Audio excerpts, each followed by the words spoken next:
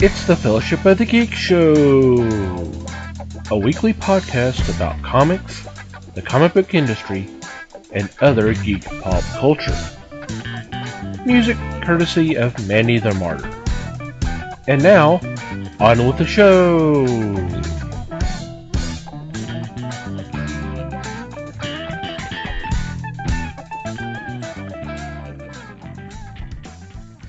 Hey everybody! It's the Fellowship of the Geeks podcast. My name is Thomas Chick, and joining me for this episode is Mike Marlowe. Hey, gang. Les Webster. Hello, all. And Liz Newman. Hello, everybody. How are you guys doing? Great. Good. I made it. And you get a trophy for that. I get a no prize. Yay! No prize for you. Hope everybody's doing all right. Sorry about not having a podcast last week. Just life happened, but we're here now. A couple of us had issues. Yes. And we're not talking comics. Not this time, right? Not this time. So, hope everybody had a great Thanksgiving, and it's, season's greetings to all. So, what's been going on in your corner of the galaxy? Well, I had a couple of little things. One, I'm going to talk a little bit about a podcast. And I can't remember now, I may have mentioned this one before. But it is a D&D podcast, and it is called Murder Dice. And I'll be honest, I'm not usually much on actual play D&D podcasts, but man, this thing's hilarious. These guys are great. And part of why I'm doing this, plugging them now, is because they cracked me the hell up this morning when I was listening to it.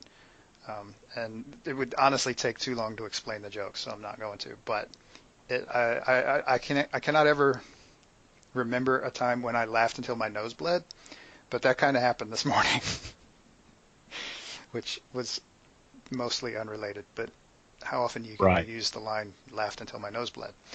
But anyway, so Murder Dice, check it out. These guys it's a lot of fun. The other thing I have is actually kind of a web series, and it's almost more podcast than anything else. I've mentioned DDO, Dungeons & Dragons Online, before. There is a YouTube account called Dirty William.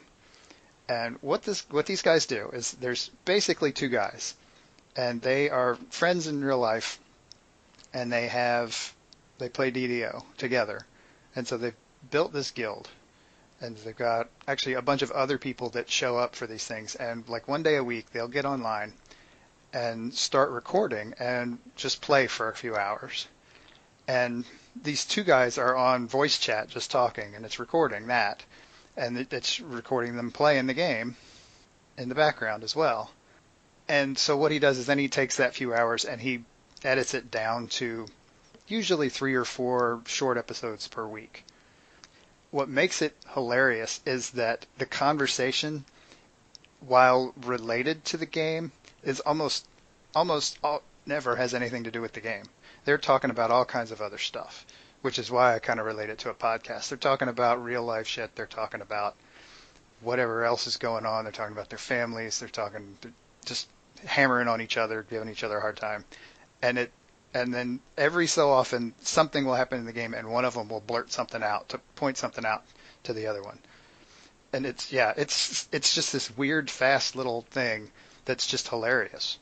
I mean, episodes range from like 4 to 8 minutes on average. It's this tiny little thing, and it's, like I said, they do 3 or 4 a week. He'll like release them once a day once he gets them edited together, and it's pretty fun. Cool. Definitely have to check those out. Yes. Yep, that's time. Alrighty, who's next? Liz is. I'm next. Oh, goodness. Well, I guess with the holidays, that kept me pretty occupied. I didn't really get a chance to do a whole lot. I did get some shopping done. The one day of the year where we swear we're buying Christmas gifts for everybody else, but we wind up keeping them all. Just the season for me. But that's really about it. Like I said, I've had family down, and yeah. See, that reminds me of those, I think they're GMC commercials. There's always the one guy giving some poor dude crap because he's been out doing the Black Friday shopping, and all he did was buy himself a big-ass truck. Right. Like, why not? What? Okay, yeah, I saved more money than you. Well, that's because you spent a shitload more money than me, asshole, and you spent it on yourself. So that's not nice. That's not how they pass that off as being positive. I don't understand. But okay, rant over. I have a problem with that commercial too, and it bothers me because I didn't want a truck. So why flaunt this in front of me? Congratulations, you got your truck. Go away. Just leave me alone. Right, your overpriced truck. Your truck that's too damn big to fit in your driveway. Your clearly suburban truck. Anyway, sorry. Maybe I wasn't. Well, I didn't buy a truck. Okay, good. I wasn't really judging you per se, you know. Oh, I was. Wow. If you want the Wonder Woman purse I bought, you're more than welcome to it, Mike. It's just things like that. How long's the strap? No, I'm just kidding. It's pretty long. Nice little gold chain, you know. Oh, that's awesome. I got perfect shoes to go with that. Just saying. Right. Red, white, and blue. Still a bit bad. And I'll give Les the Batman one. Ooh, there you go. Huzzah. Right. Yeah, that's been my week. Yay, holidays. Cool. You got the head start that everybody dreams of, and none of us actually get. I was hoping I'd wake up on New Year's Day. Trees already put up, family's all gone, you know. Now you're just doing a Kevin McAllister. But, yep, so next. Alrighty, Les. Well, I did some reading. I read the showcase edition of Super Friends, which was pretty fascinating for me because this is a television series that came well after me. I went through college. This was early 70s? Yeah, it was early 70s, yeah. So I was through college by the time this hit the TV. I had no idea what it was. But reading the stories was pretty good, and they did poke fun at Marvel when they could, which made it even funnier to read. I also read the 4-issue series called The Heretic, put out by Dark Horse under their Blanc Noir series. This was a 4-issue. It involves ghosts and the supernatural. There also was a backup story called Maximum Velocity by Brian Stelfreeze, which was a pretty good story for only about 6 pages per issue. So I was impressed. This was put out in 1996. So I came across the 4 issues in a back issue sale and sat down and said, okay, this is interesting. It's got good art. It's got a great narrative for it. So the book moves right along. This week I also took the wife to the movies. Hey.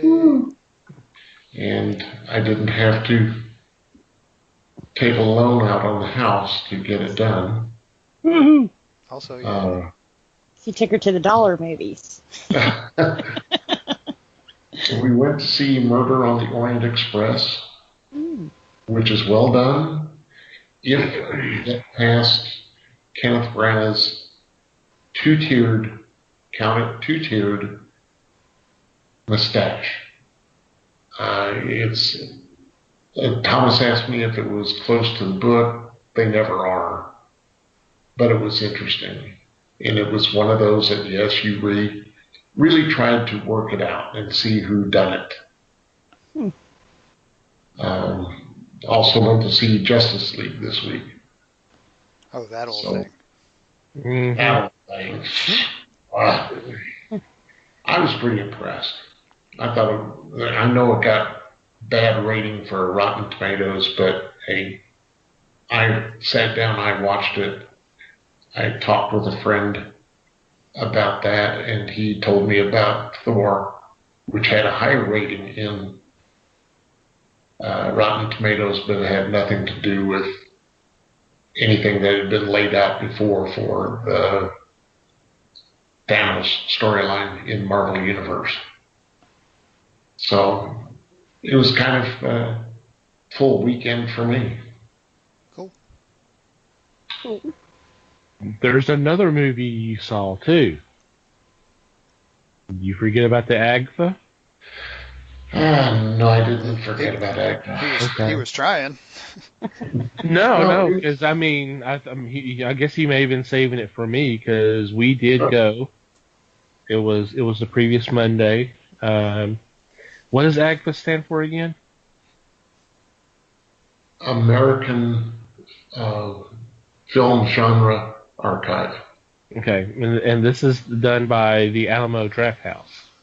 Yes. And the premise is once a month for $5 you get in. You do not know what the movie is until just before they start it up. And someone comes out and says, "Okay, here's this month's movie," and give you a little history about it. And for November, as a treat, because apparently, what was the one before? It was the double feature of Pinocchio. Yes, it was. And one of them was Pinocchio's Birthday Party, and the other was Erotic Adventures of Pinocchio. Right. Alrighty then. Yeah. So to kind of compensate, I get. Is that the right word? Compensate, or kind of to kind of apologize Atonement? for that. Is that what we're looking for? There we go. Yeah, they were begging for forgiveness. Yes. So for November, the film was Kentucky Fried Movie. Oh, sweet. Yes. That was awesome. And it was on 35 millimeter. It was not an awesome copy, but it was great to see in the theater. That's one of my favorite films. And I know that's a favorite of yours too, Mikey. Oh, yeah. It was great to see that again. It had been, I've never seen it in the theater, and of course, the guy who does the host, and I don't remember his name right now, said, "Did anybody see this when it first originally came out of the theater?" And there goes Les raising his hand. I was young. To the drive-in. It was there. My buddies and I decided, let's go see a stupid movie. And that's a stupid movie, but I love the hell of it. Oh, yeah. So stupid and so great. Yes. For those who are not familiar with the film, this is what did they say? This is John Landis' second film. That sounds right. And yeah, I think so. Of course, John Landis, who went on to do Blues Brothers, American Werewolf in London, Animal House, all that kind of stuff. And the guys who wrote the film are the guys who went on to do the two Airplane films, Police Squad TV show, which turned into the Naked Gun film series, and Top Secret, just a lot of spoof films, and that's essentially what Kentucky Fried Movie is a anthology of spoofs and parodies, and it's just wonderful. Yeah, it is. There are not a lot of great movies in the sketch film category, but that is definitely at the top. Yeah, that is there. Yeah, so it was great seeing that again. Also, I've been catching up on my reading, and I had picked up a trade. I have begun.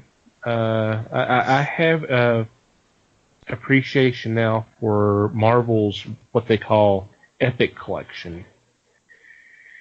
And because when they first started doing these, it looked like what they were basically colorized of the Marvel masterpiece that they were putting out 20, 30 years ago. Well, definitely 20 years ago. 90s. Right. Which were black and white reprints, but it was several issues. It was about 20-something issues in a row, and it may not be all just from a particular series. Say, Amazing Spider-Man, it may not be 20 issues there because there may be an annual thrown in, or there may be a guest appearance that he had in another book that kind of ties everything in together. But they stopped doing those and turned to Epic Collections, and they're colored, so the price has gone up. But I kind of stayed away from those originally, but I'm starting to get into them, and I picked up one called Enemy Within, and it's from a run on Iron Man. And I didn't realize that this was actually the run where Tony Stark's at the height of his battle with alcoholism, and where James Rhodes takes over as Iron Man. So it was actually issues 158 through 177, and then annual number 5. It's funny going back and reading, because I actually had some of those books at the time. But it's kind of funny, especially at that period where Rhodey took over. And I thought, how weird is this? Because we're talking early 80s. Because Rhodey was part of the original Secret Wars, which was back in 84, 85, 86, that time period. But, obviously there wasn't a big deal. There wasn't a big deal made. And, I think about if that had happened today, in the age of internet, in the age of comic book media, online media, and that kind of stuff, that something like this happening would have been just been a massive promotion and all that. And that didn't happen back then. It just, at the end of one issue, Rhodes finds Tony passed out drunk in the armor, and he takes the armor off because he needs, Iron Man needs to take care of a problem. And then the next issue, he's putting on the helmet. He's already got everything on, and he takes off. And it's just no fanfare. That's just what no happened. Fanfare. It just It just happened, and he just and things happened to where he kept the armor for a good couple of years. And it's kind of funny looking back at that kind of stuff.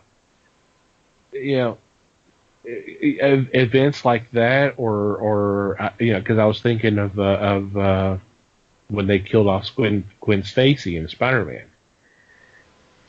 I mean, the only big deal you knew was you saw the cover, and he's saying someone close to me is about to die, but who?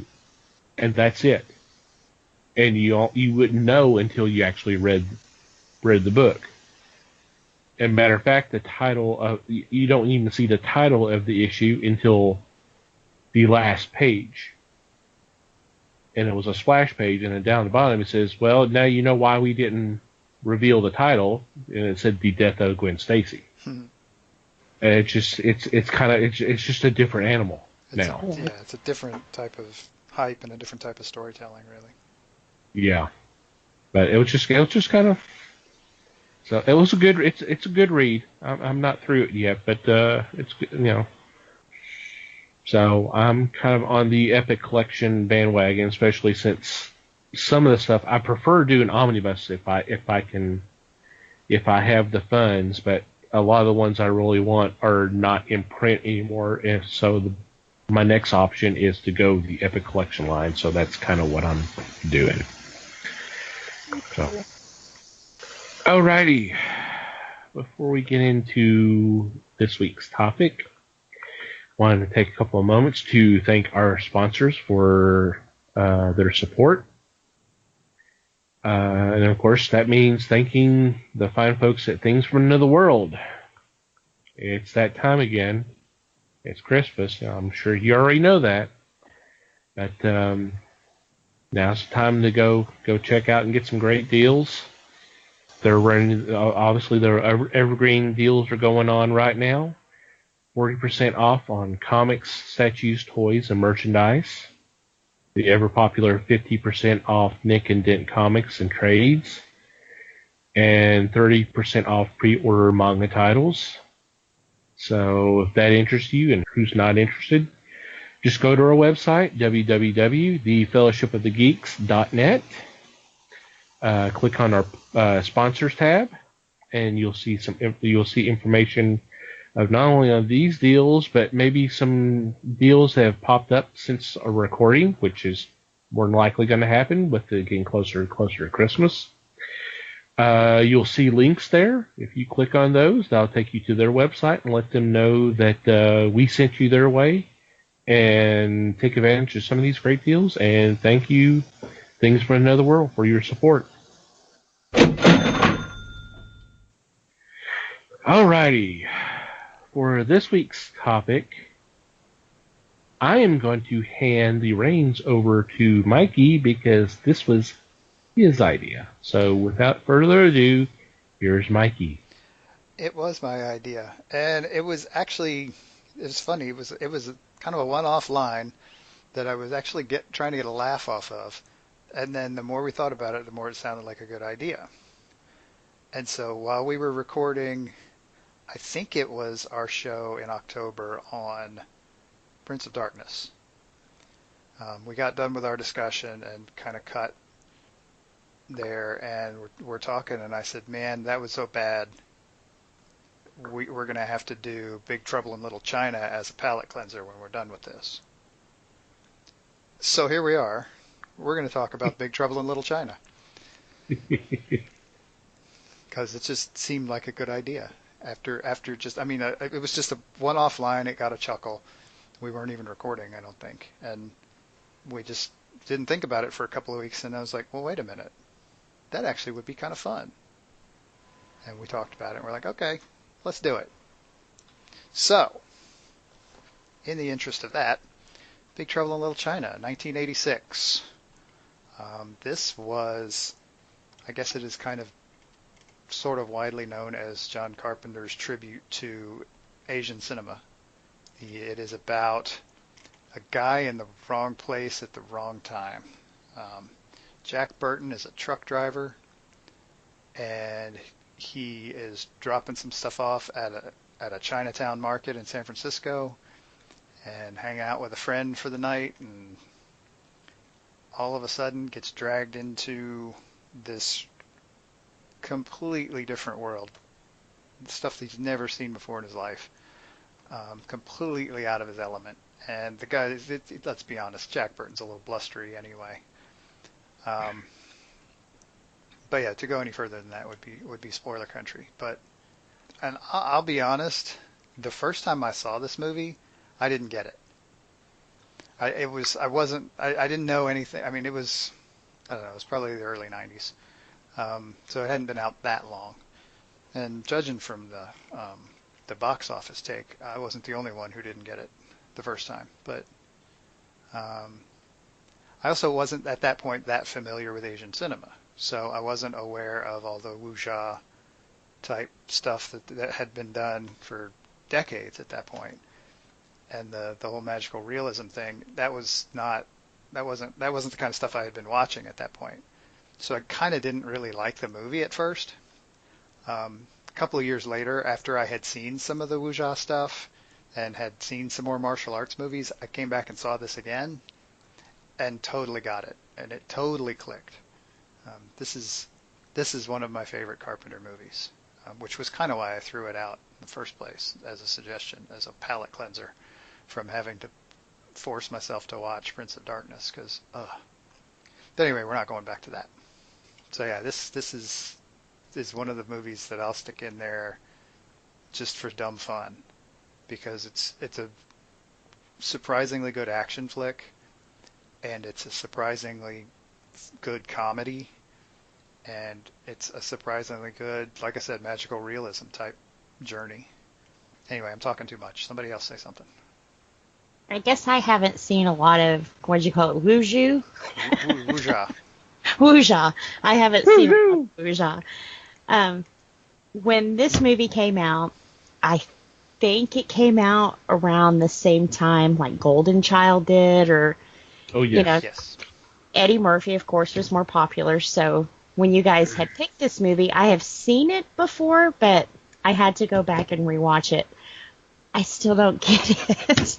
I mean, it was cool and, you know, it was funny, but, you know, some of those movies that you watch and you know it's just going to be like a stupid fun movie, like Friday comes to mind, or even, the spoof on the scary movies.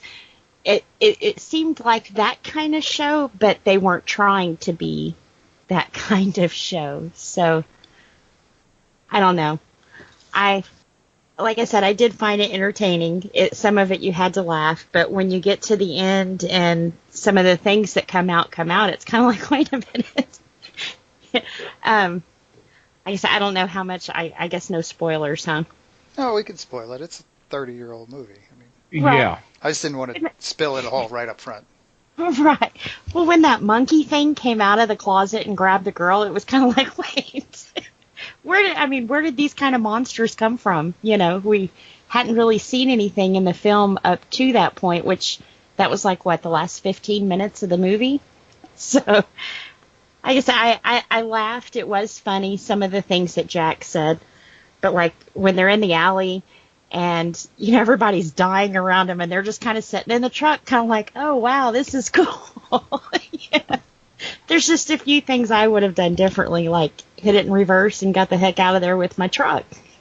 Yeah, that was me. I'm sorry. No, like I said, there's no reason to be sorry.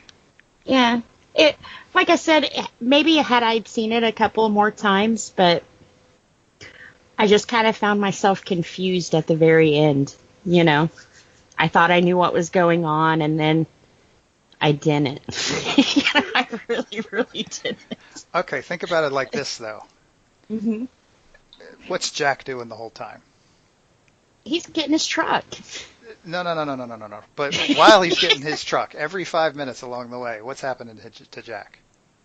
Well, He's getting confused. yeah. He's seeing a bunch of weird shit that doesn't make sense to him because it's just not what he's used to. So in that way, the movie's actually working on you. That's true. The deal is you haven't watched it the time where you sit there and you realize and you step back and you're like, oh shit, the deal here is that I'm Jack Burton in this movie. And that's the missing piece. Been. And you could see where he finally was getting it the more, I guess, they revealed to us, too. The story kept getting more elaborate, and, you know, I guess as they were letting him in on their secret. Well, and as he was just starting to accept the fact that he wasn't going to understand. Right. Yeah, it's kind of both. And then Mr. Miyagi comes in and kicks butt, and it was just kind of weird, you know. Well, you just spoiled it for me. Okay. I'm sorry. But I thought the whole point of getting the girl at the very beginning of the show is because there was only like 1 in a million that would work. So for them to come up with 2, it was kind of like, wait a minute.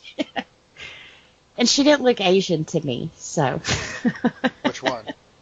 The second one. Now, wasn't that part of, I mean. Gracie? Didn't it have to be? Yeah, I mean. Gracie wasn't He Asian. took her as the second bride. Yeah. Because she had green eyes. So if that was the only requirement at that point was to have green eyes, you know. Yeah. Well, it was to have green eyes and then to kill her.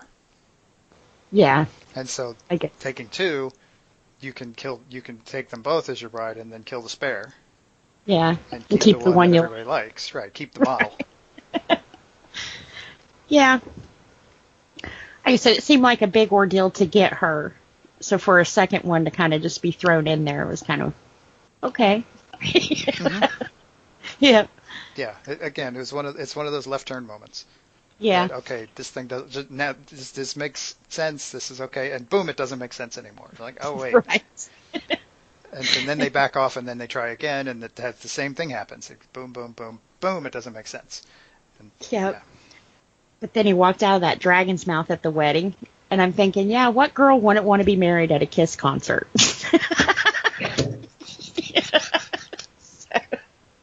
But yeah. Well, it is very much a product of its time as well. Right. It is Now, it is firmly dug into the ass of the 80s. There is no doubt about that. Right. And that's what I had to keep reminding myself. It's total 80s movie. Had they done it in this time like we're way in the future, but I think that with the effects they could have done and kind of cleaned up the story and the acting a little bit, it would have been great. The acting, again, that was intentional. Right. It's not supposed to be well acted. Jack is supposed to be an unbelievable doofus, and right. Gracie is supposed to be an unbelievable whatever she is, and the way they did that, you could really tell that. Yeah. I'm not sure, quote unquote, improving the acting would make the movie better. Well, yeah, I guess you're right, because that did kind of add to the feel. Well, and the flip side of that is there actually was talk about a remake not that long ago. Huh. I know they did a comic book on it. Oh, yeah, they're still doing comics on it. Yeah. I was going to say, I think there's like a part 2 or something now. But so, yeah, I think it was a great example of a movie that once it hits the box office and it doesn't do anything, how it can pick up a different following later. Yeah, got the cult status thing. Right. What do they call that? Pop icon or pop cult? Because, they had pops and stuff of it, too. So a lot of people really did like this show. Mm-hmm. So. But, yeah, mostly it was later, after they counted the money. Right. When it mattered. Right, after it mattered. Right. But most of the good things are done that way. I have a couple of shows that it didn't find its following until after it was canceled, which they've later come back and picked it back up because of the following. But, yeah. Can't do that with a movie, though. It's trickier. It's you're talking about a bigger upfront outlay of money. So, yeah, it's harder to get people on board for making a sequel to a movie that had a big cult following. Right. Because if they didn't go to the movies the first time, why the hell would we put more money into that bucket? Right. Not a chance they're worth taking just yet. Nope. About you, Les? I'm just crushed that you guys ran a spoiler now, so I don't know. I enjoyed it. It was popcorn fare. It was not a big thought process movie, which is okay. I didn't expect it to be. I was hoping that maybe they wouldn't rely on some of the martial arts, because I'm old school. I get easily befuddled, so I lose track of who the hell is who. And I had that difficulty with this. It worked. The movie worked. Don't get me wrong there. But all of a sudden, they're giving me names or characters, and I have zero clue as to what's going on. I was in the same boat, perhaps, as Liz was describing. And I understand now some of the ideas behind it. I wish that I could have had some of that knowledge before this movie. But looking back at it, it's still good. And it works. So I don't have a complaint about it. And if I did, I wouldn't tell you anyway. Okay. And that is that. You really could. You're not going to offend me. I hadn't thought about it like he had said with the characters, but they were all wearing the same hats, so it did kind of make it confusing on who was who. But they made sure to point out their names. Thunder blows. So, but yeah, I see where you're coming from on that. Yeah, this is one of them that kind of had to grow on me. I was not a big fan of it when I first watched it. It's not one of my favorite Carpenter films, but yeah, it's kind of a fun. It's a fun movie, and one of the reasons, and I really wish he was in it a little bit more than he was, is I love Victor Wong. Such a great actor. Kind of a throwback of, he was in Prince of Darkness, he was in Tremors, he was in The Golden Child. We need to go back and talk about that a little bit here in a minute. But, someone had pointed it out to me a while back, the natural inclination is that Jack is the hero of the picture, when in reality he's not, because he's the one that's just kind of going, okay, I don't know what the hell's going on, when everybody else clearly knows what's going on and is taking action. And that's kind of an interesting switch, which, like I said, it hadn't dawned on me. I don't know if Michael or Les or Liz or y'all kind of got that impression as well, but I'm like, I can kind of see that, because in a traditional film, someone like Jack would be the one who kind of takes charge and, okay, we got to do this, we got to do, and he's, it's not exactly that, even though he has the, what I want to say, he's a braggart, or he's definitely got the confidence, even though he doesn't know what the hell's going on. It's like, I can take care of it, that kind of thing. But he does not lack confidence. Right. Skill and understanding totally lacks, but right. It's often an error, never in doubt.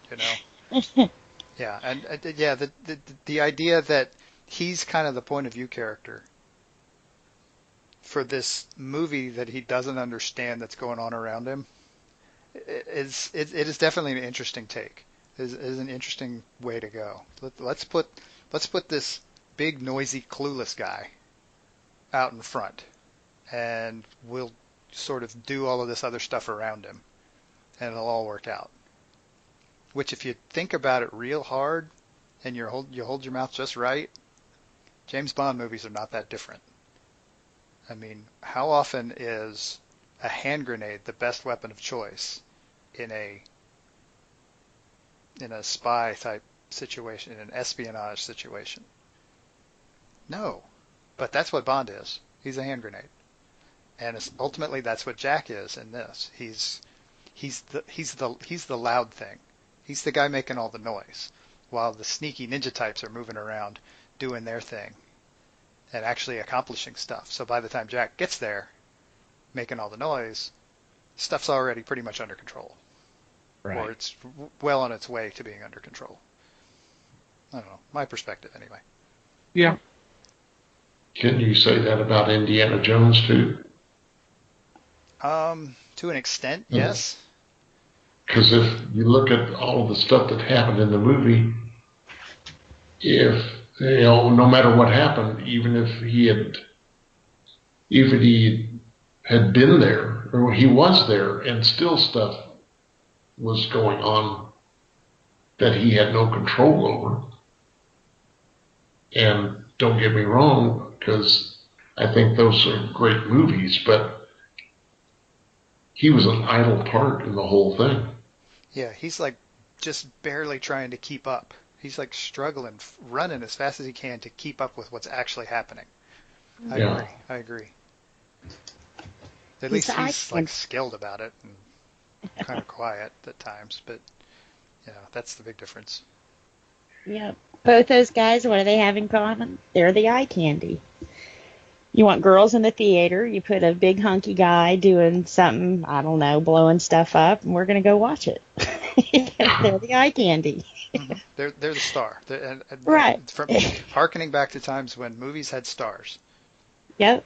And that's why that worked, is because it was Yep. something that had been working for 50 years in Hollywood anyway. It's just nothing but their name sold the movie. Every so often we sort of forget that and start trying to make movies that matter, and we kind of forget about the fact that, sometimes a star can be a difference. Sometimes a star can make a movie.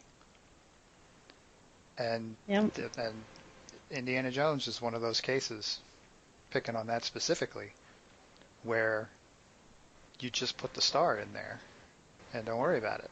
Let everything just build some stuff going on around him. And blow stuff up every once in a while. Right. Let him shoot something every now and then. Let him have a cool bullwhip and a cool hat. And just run like hell to the next objective in whatever this quest he's trying to do is. Then, Big Trouble's not that different. Except that Jack Burton is maybe a little less likable, even though he's a fierce blowhard. He certainly tells you how great he is at every opportunity. Exactly.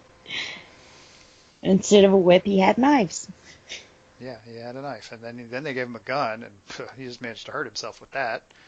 But, right. Completely out of his depth. Totally. But he got the truck. But the star of the show. So. And he's the star. And so we're gonna build a really cool movie around him. This intricate story about love and magic and martial arts, and this asshole, for lack of a better word, just kind of running around in the middle of it, making things difficult for everybody. I had read somewhere, and I couldn't find it again, that Carpenter was originally going to direct Golden Child, which would have been interesting. But at the last second, bailed out and got on Big Trouble. And I'm not sure exactly. I wish I could find some information on that, but I had heard that, and I was like, that's kind of interesting, because they did come out in relatively short period of time between each other. There was not much time between both releases. Yeah. See, when I was looking up the movie, because like I said, I've only seen it a few times, they said that he actually rushed to put this out to the theater before Golden Child. Right. And that there was a few things he would have done differently, but he was trying to beat the... They said similar storylines. I don't think it was similar at all. At all. But, yeah. But what you said makes sense for him to rush it then instead of a storyline, Right. So this may have been his Cobra, like Stallone did, to try to beat out Beverly Hills Cop. Because Stallone was scheduled to do Beverly Hills Cop. Yeah, because Beverly Hills Cop was originally supposed to be a serious... or as about as serious as Cobra was. Yeah. Yeah, it's possible. Huh. I don't know if I would have liked Beverly Hills Cop without Eddie Murphy in it. He kind of made the movie, Kind of like Golden Child. He kind of... I wouldn't have seen it without him in it, Yeah, with Beverly Hills Cop, he made the movie. With Golden Child, he carried the movie. Yeah. He did. But, when you're like 10, 11, that stuff's pretty cool. It was a good movie then. I remember seeing Golden Child. When it came out, I saw that. Right. This one I didn't see until I was grown up. Yeah. So, there you go. I think Golden Child's a fair movie. I'm not saying it's a great film, but... Yeah.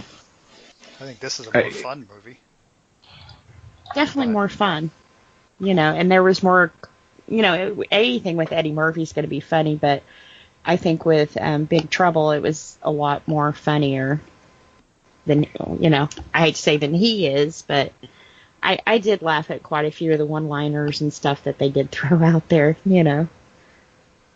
Yeah, another one that I spotted was some potential casting for the Jack Burton character before they decided on Kurt Russell. And there's 2 names listed here, and I can't see either of them doing it. I say that. Jack Nicholson might have been able to pull this off. I think I can't see him wanting to, but I could see him pulling it off. I don't think I could see Clint Eastwood in this role. No. Oh. I would have to discount both of them. Nicholson doesn't really change his delivery on lines. And Eastwood doesn't change his delivery on lines.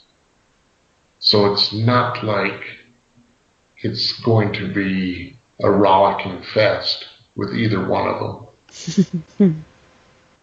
Clint Eastwood showed his comedic prowess with the Any Which Way You Can and all that stuff, which wasn't all that funny to me. Oh, come on. Scott Gordon, what are you talking about? When is a monkey not funny? Last week. Right. Right turn, Clyde. Okay, you get the monkey to play the role then. Don't bring Eastwood to play Jack. I could see it. It would have been done with the movie in 45 minutes. So, monkey playing Jack Burton. Okay, wouldn't that be Lancelot and Link then? yes. I still want that movie. And you can get the female to do the voice, to supply the voice for. Yeah, you got to have Mata Hari there too. Yes. Yeah.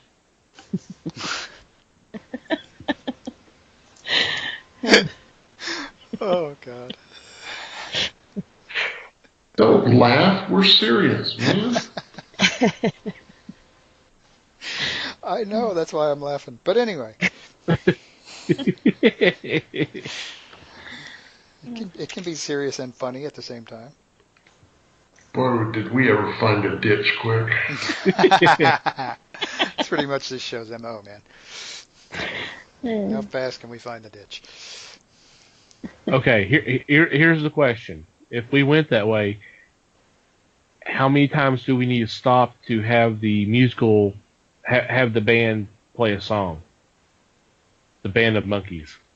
About every 4 minutes. Okay. To move the plot along. That's right. However often they did it in Clambake. Do the clam. Damn it, I want to see this now. A monkey version of Big I'm still Trouble. picturing a monkey band. Yeah, there you go. I think we need to do this. Wow. With the feng shui, or what was it? The Wu-taj. Well, I guess feng shui too. I don't know. That would be a different movie, but okay. There was oh God. I almost said Wu-Tang, but I thought that was really the wrong word to use. It is, but yeah. Well, this ditch turned into the Pacific Ocean.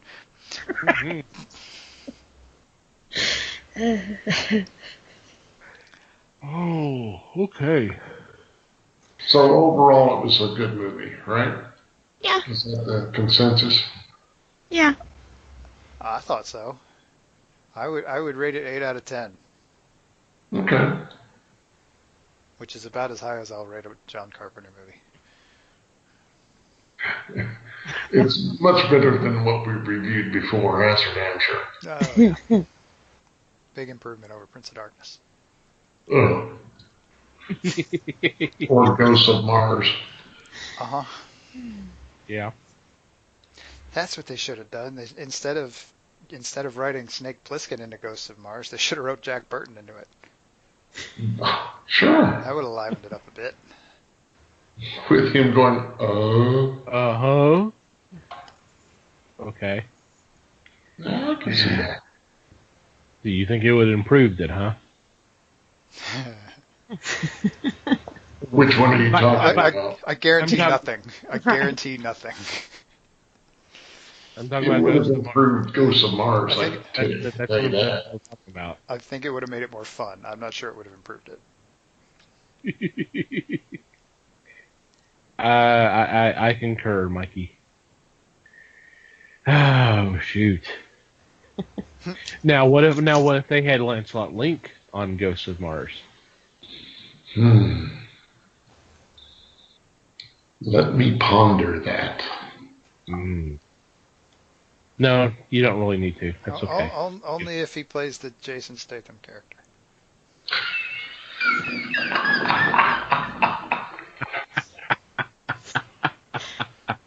I think that's the only way that works.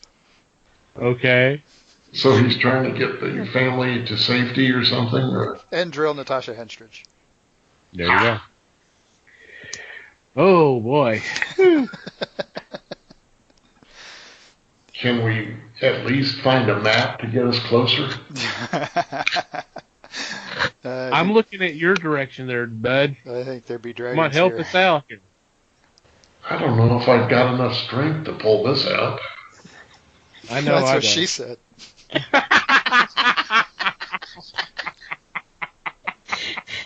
Why, thank you. I'm sorry. That was a cheap shot.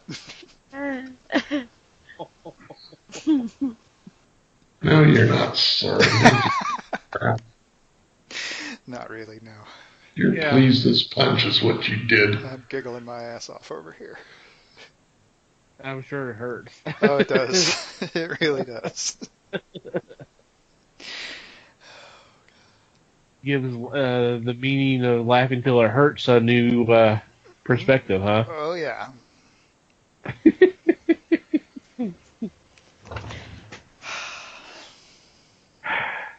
Are we ready to move on then? I think we better. Jeez. I think since we're pretty much in a ditch and I don't think we can get out, let's just go ahead and take a break. We're in the Grand Canyon at this point. Alrighty, when we come back, we'll do our weekly picks.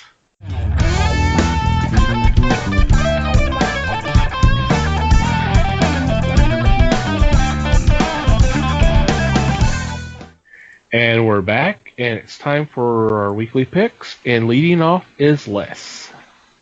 My first pick is from Action Lab, Consultant Number 1, by Jason Sturr and David Main.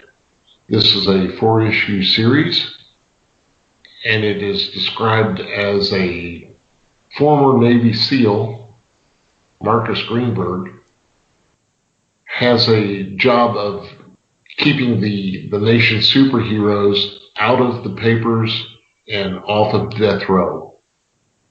He has an assistant, Russell, a reformed shape-shifting supervillain. So Greenberg is considered the go-to guy for making super sins disappear. And it states that he is the consultant. I've got a feeling this is going to be pretty funny. Yeah, this is going to be fun. Oh, this is a comedy. Awesome. Even better. I mean either way, but... Yeah. I mean, I guess you could do it seriously, but I always envision it as a comedy, and I think it's going to be great. I love the concept. I can see what you're saying, Mike, but I consider it's going to be an amusing story. Yeah. Oh, sure. I mean, either way you play it, it's still going to be a cool story. Yeah, I think it's going to be fun. And at 4 issues, I think they're going to do a lot of good storytelling. Sweet. This could have a potential of being a series, a mini-series. I could see that, and that would be, and I don't have a problem with that, because there's some titles out there that go a little too long. You kind of milk out the premise just a little too much.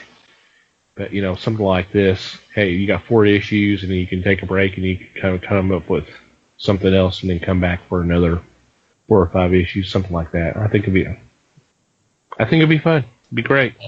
I can see that too, taking a break and doing, say, 3 story arcs. Yeah. Cool. Liz. All right. My 2 picks actually are 2 Christmas stories. I've got Claus and the Crisis in Xmasville. It is going to, sorry. I don't know how many parts it is. It's going to be the first one, but this time, instead of going to find his girl, he's going to fight the evil Pola Cola. They're using zombie Santas, so it's Grant Morrison and Dan Mora back together again. I really enjoyed the first series, so I think the second one's going to be really nice, too. My second pick I have is, like I said, another Christmas story. It's the Spawn Holiday Krampus Tale from Image. Todd McFarlane. It looks like back in the old world, Spawn's going to be fighting Krampus in this one. So I thought I'd check this one out, too. But it is a one-shot. Cool. Yep. Both sound good. Yep. Yep. I like the one-shots. Give it all to me. It's easier on the pocketbook, too. Yeah, the class was a good read to start. It was. So if they're going to pick up another story, Klaus is going to be a good read again. Yep. And he made a lot of references, like Olaf the Snowman was in one, so it's kind of neat that he's fighting Pola Cola, you know, who does use a Santa Claus as a marketing ploy.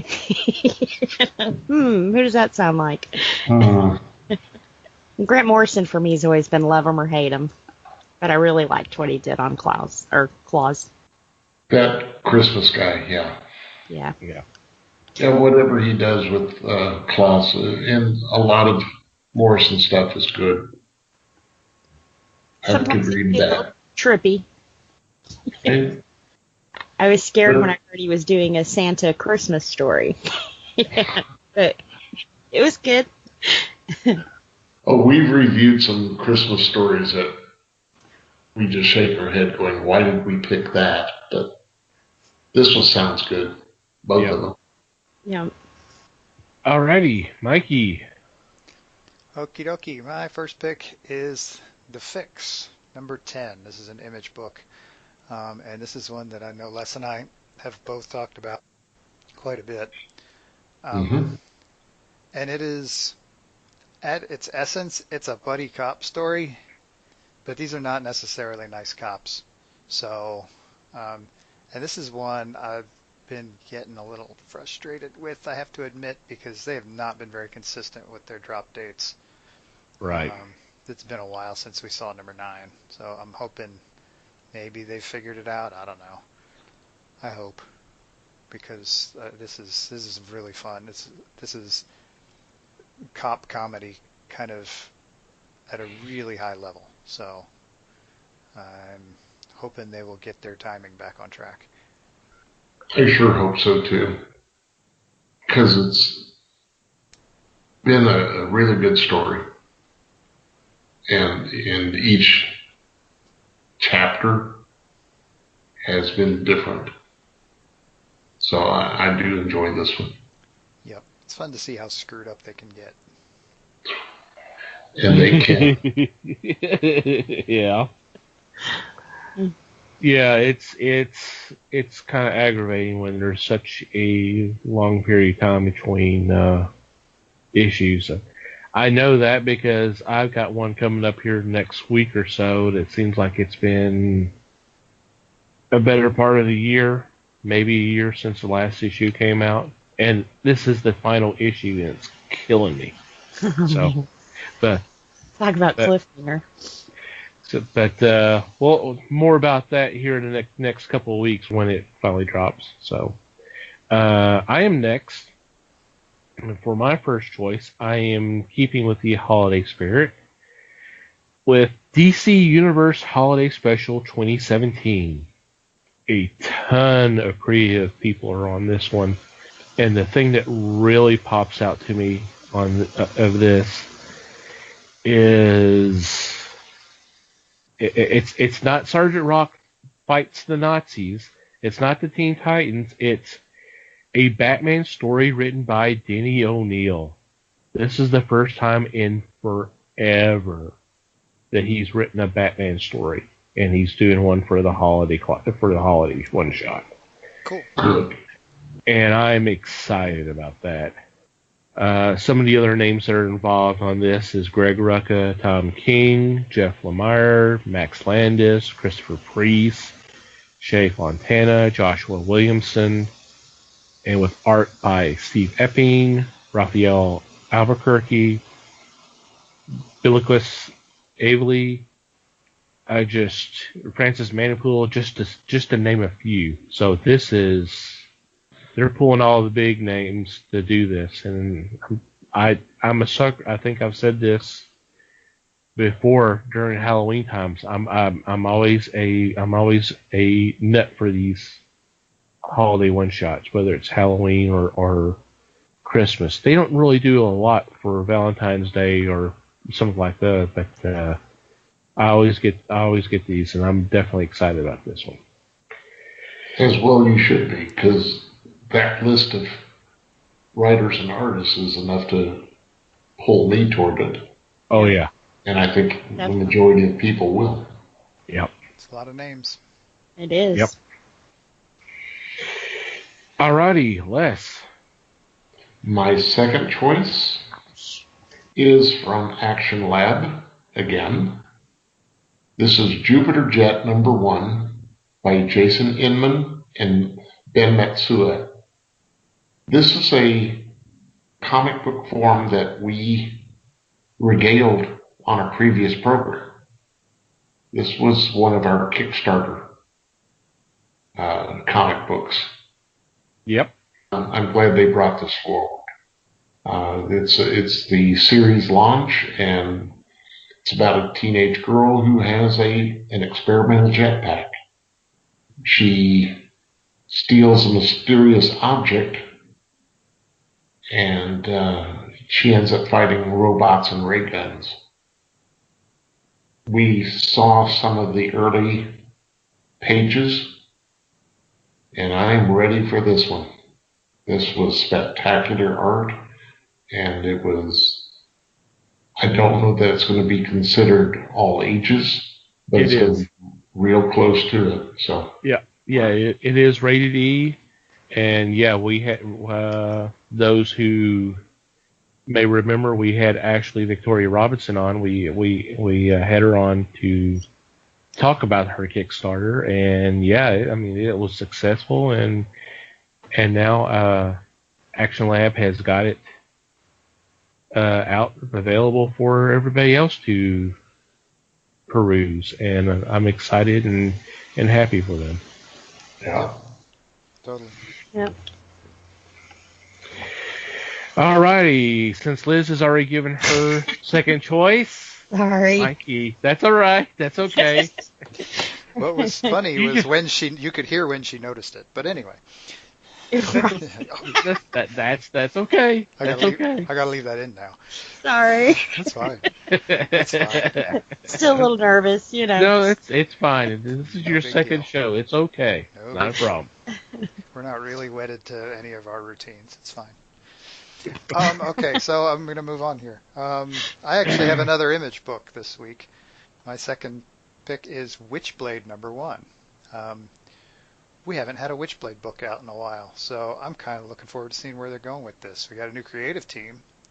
We've got Caitlin Kittredge and Roberta Ingranata, who have done some interesting stuff in the past. So I'm just thinking this might be pretty cool. So, and it's also cool to see Witchblade back on the shelf again after it's been over a year, I want to say, since. Yeah, it's been a long time. Yeah, new creative team and a new bearer of the Witchblade. So now would be the time to, jump on board and check it out if you were ever curious about it, or even if you're not, go ahead and pick up a copy and see what you think. You may, you never know, you might like it. Yep. Mm-hmm. Pleasantly surprised. Pretty cool stuff.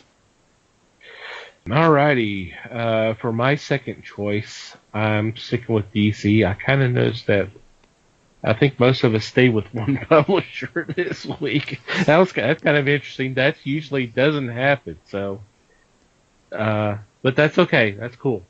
I am going with the Justice League of America, the Detroit area omnibus. And, we talked about names earlier. The story is written by Gary Conway, J.M. DeMatteis, and Steve Englehart, and with art by, countless. George Tuska, Joe Stanton, Luke McConnell. Just to name 3 out of, there's about 20 listed here.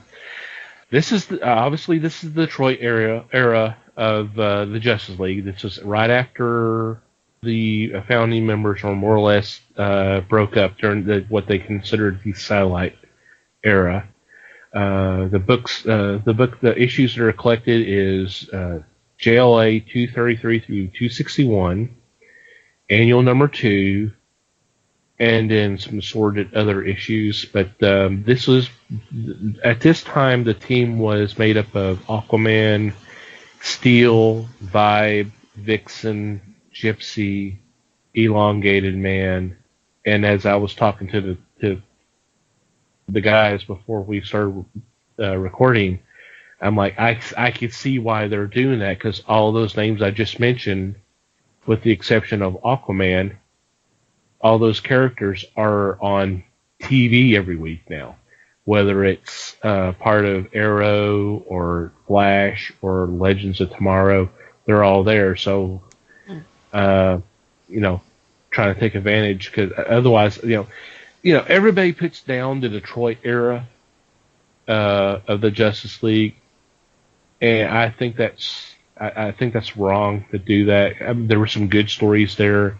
Obviously, you don't have the big guns there, and I don't have a problem with that. I actually, it's funny because I have bought a bunch of the old Avenger comics, and I kind of enjoyed some of the issues back after the founders left, and it was a team of Captain America, Hawkeye, Swordsman, Scarlet Witch, and Quicksilver. That's not really an impressive team, but there were some really good stories. It was a unique chemistry. I kind of liked it. So I'm definitely intrigued. I know I have some of this, but I know I don't have all of it. So I'm definitely interested in picking that up. Yep, sounds cool. It does. Yep. And our honorable mention this week is... Our honorable mention this week is actually a Valiant book. Not one of the publishers we've all latched onto this week, but... So we're looking at Faith's Winter Wonderland special. This is, we talk about Faith quite a bit. She's currently, I guess we're going to call it, between ongoing titles. They recently just wrapped up, or they are wrapping up, another mini from her. And this is an interesting little story where she's going to have an adventure. And the description reads like a crossover between Christmas Story and Alice in Wonderland sort of thing, which, man, I can't think of anybody better to stick in that situation than Faith. So, and this is also written and drawn by Marguerite Sauvage, so that ought to be interesting too. Ought to be great. Mm-hmm. Yeah. Pretty sweet. If there's a character out there that's totally appropriate for a holiday special, it's her. Yep. So this should be a knockout. This should be a home run. I'm ready for a brand new series. You are correct. Faith in the Future Force miniseries did wrap up here not too long ago, so she's kind of on the shelf for now. But I doubt she'll stay there long. No, she is so popular. I can't see them not giving her another ongoing here real soon. Well, I hadn't checked out the February slits yet. Maybe, who knows, maybe February or March we might see a number one. We'll see. Could be. Alrighty. Great choices as always. Any special mentions or shout outs this week? Other than hope everybody had a great Thanksgiving and season's greetings to all. Yep. That's all I got. Okay. You stole my line. I can give it back to you so you can say it. Go ahead. No, I don't want it now. Okay. It's used. Uh-huh. Anyway. We'll get to our regular shout-outs. First, thank Mandy and Martyr for the music for our podcast. You ought to go check out their music. They put out a couple EPs. We'll have a link in our show notes, and if you go to our website, that is once again www.thefellowshipwiththegeeks.net. Click on our podcast tab. You'll see their logo, and that'll take you there. Thank you guys for your support. It's always appreciated. I also want to thank the fine folks of Potter and Family on Twitter. Great organization of fellow podcasters who have been gracious enough to retweet our shows. It's much appreciated. If you're looking for a certain podcast, just go to Twitter and do a search, hashtag Potter and Family. That's all one word, and have fun. Anything you're looking for, it's there, and there's going to be stuff there that you didn't realize you want to listen to, but you'll be glad if you listen to them. So thank you guys for your support. And finally, you, dear listener, thank you for downloading and listening to today's episode, and we appreciate your support in the past. We always value your feedback. Any questions, comments, suggestions, whatever. We're always open. We seek your feedback. And there are several ways you can contact us. You can go to the website, go to the About Us page, and there's a form there you can fill out. Or you can send us an email, and that address is email@thefellowshipofthegeeks.net. Or you can contact us through social media. We are on Facebook, The Fellowship of the Geeks, all one word. Feel free to follow us there, and you can send us a message. We're obviously on Twitter, @FellowshipGeeks. Feel free to follow us there. Mikey, Liz, and I have our own Twitter accounts. Feel free to follow us there if you'd like. Mike is @MikeyGeek. Liz is @Newman_L, and that's NEUMANN_L. And I'm @TomTCGeek. Feel free to follow us there. And wherever you download or listen to our podcast, whether it's through iTunes, which is now what again, Mikey? Apple Podcasts. Apple Podcasts. So we're going to have to update that. Google Play, Stitcher, YouTube, or iHeartRadio. We would appreciate you rating our show through whatever system you use, whether it's thumbs up, thumbs down, or stars, or whatever. That would be much appreciated. And if you have a couple extra moments, a review would be awesome as well. Did I miss anything? No, I think you got it. Any final thoughts before we sign off? Just thanks, everybody. I iterate. Thanks a lot. Thank you, everybody, for checking us out. We appreciate the support as always. I hope you all have a good week. And then until next time, read more comics and support your local stores.